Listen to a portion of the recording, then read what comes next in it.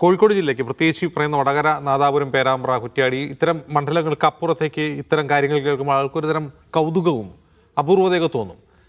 പക്ഷേ അത് ആ മണ്ഡലത്തിൻ്റെ ആ പ്രദേശത്തുണ്ട് നേരത്തെ മുതൽ ചരിത്രപരമായി നിൽക്കുന്ന സാമുദായിക കാലുഷ്യങ്ങളിലെ തുടർച്ചയാണോ ഈ രാഷ്ട്രീയ പാർട്ടികൾ തമ്മിലുള്ള ഇത്തരത്തിലുള്ള പ്രചാരണത്തിന് പിന്നിൽ?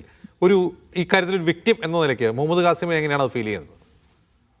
നമുക്കറിയാം 2024 ഏപ്രിൽ 25 വൈകുന്നേരം 3 മണിക്കാണ് ഇങ്ങനെയൊരു സ്ക്രീൻഷോട്ട് പ്രചരിപ്പിക്കുന്നത് എൻ്റെ പേരിൽ.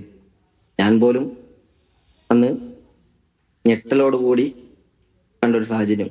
ആദ്യത്തിൽ തന്നെ നമ്മളിങ്ങനെ കാണുമ്പോൾ ഇങ്ങനെ ഒരു വിഷയം വരുമ്പോൾ ആകെ പ്രയാസത്തിലാണ്. അപ്പൊ ആ സമയത്താണ് നിലവിൽ നമ്മൾ പോലീസിനുമായി ബന്ധപ്പെട്ടുകൊണ്ട് കേസന്വേഷണമായിട്ട് പരാതിയുമായിട്ടൊക്കെ നമ്മൾ മുന്നോട്ട് പോയിട്ടുള്ളത്.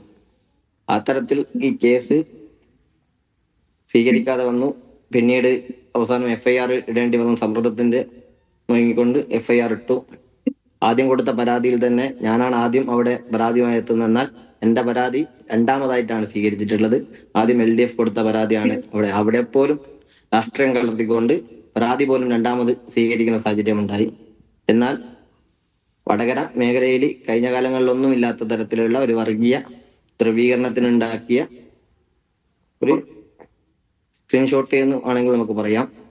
അത് CPM പല മേഖലകളിലേക്കും ഷെയർ ചെയ്തു.